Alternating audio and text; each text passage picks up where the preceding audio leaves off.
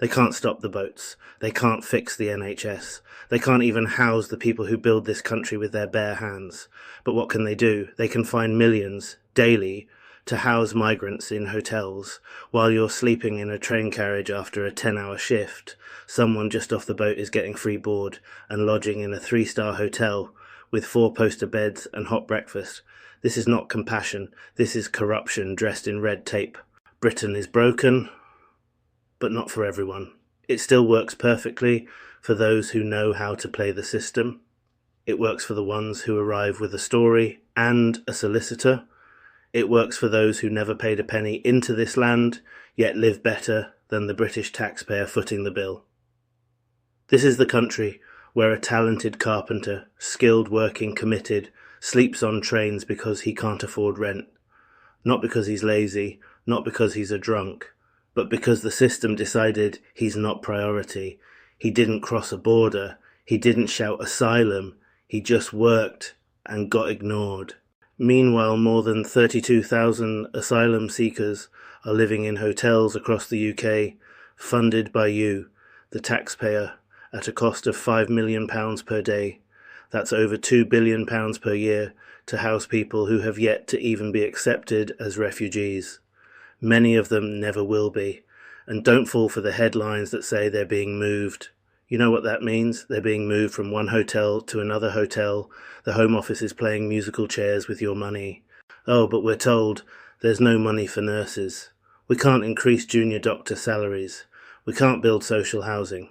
That's what we're told when you ask for help. When your nan waits 12 hours in A&E. When your kids sleep in mouldy council flats. Then suddenly the purse strings tighten. But they open wide for asylum claimants. The same government that said there's no money to keep your local GP open. Yet the GOV has a £1,000 a week to spend on hotel rooms for single men who cross the channel illegally. Make it make sense. And before the moral brigade comes galloping in, let's get one thing clear. This is not about hating migrants. This is about asking the damn obvious. Why is the British government prioritising non-citizens over citizens? Why is someone who has worked, paid taxes and contributed to society more likely to be sleeping rough than someone who arrived last week with a phone and no ID? Why are the voices of British workers, nurses, builders, carers, drivers and shop staff drowned out by the never-ending refugee narrative? Because Britain doesn't reward hard work anymore. It rewards headlines, it rewards performative compassion, virtue signalling policies, the kind that look good in Brussels and Davos, but feel like betrayal in Birmingham and Barnsley. They tell us we have to house them, that we signed up to treaties, that we have obligations. What about the obligation to the people already here? What about the British worker? What about the homeless veteran? What about the pensioner who eats dog food to afford heating? We've become second-class citizens in our own country. Even the government admits it.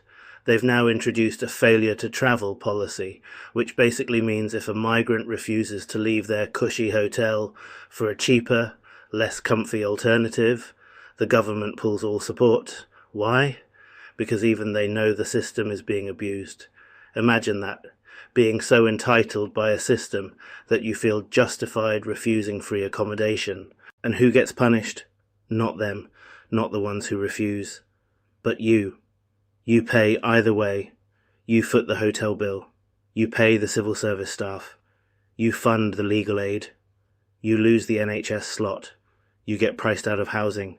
You lose the job to someone working cash in hand, then you're called racist for mentioning it. Let's get real. There's a line between helping the vulnerable and enabling exploitation, and Britain crossed it long ago. What was once a safe haven has become a soft touch, a magnet for anyone willing to say the right buzzwords at the border. And it's not just about housing. The NHS is collapsing, not because of one group alone, but because the system is overwhelmed. Thousands arriving every month, all requiring urgent care, without ever having paid into it.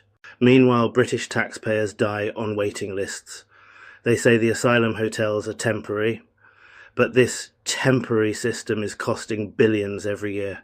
It's fueling resentment, it's pushing communities to the edge, it's making people bitter and hopeless, because no matter how hard you work, it's never enough, because if you want a hotel room, you better be on a dinghy, If you want benefits, don't work. If you want fast-tracked housing, don't be British. That's the message. You are now being punished for following the rules, and it's not sustainable. Even Labour knows it. Even they say they want to scrap the asylum hotels, but they won't.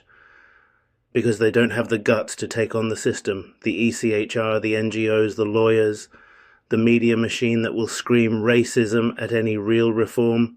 So instead they promise you housing reform while building more hotels. They say they'll stop small boats while the channel becomes a superhighway. You get promises, they get housing. And what about public opinion? People are sick of it. Immigration now ranks as the top issue for voters, above the NHS, above the economy. Why? Because they're connected. Because when you flood a broken system with more demand and no extra supply, you break it completely. We are watching the managed decline of Britain. But make no mistake, it's being managed. This isn't chaos, this is design. The rich keep getting richer, the taxpayer keeps getting squeezed, and the political class gets to feel morally superior while hiding behind gated communities. And don't be fooled by the distraction tactics. This isn't about left versus right, it's about insiders versus outsiders, about those who benefit from the system and those who are being crushed by it. The government has a choice: invest in its own people or continue this madness, prioritise the NHS, fix the housing crisis, support British workers, or keep funding four-poster beds and breakfast buffets for people who may never have a legal right to stay. If the government wanted to fix this, they would have, because somehow they always find the money for what they really care about,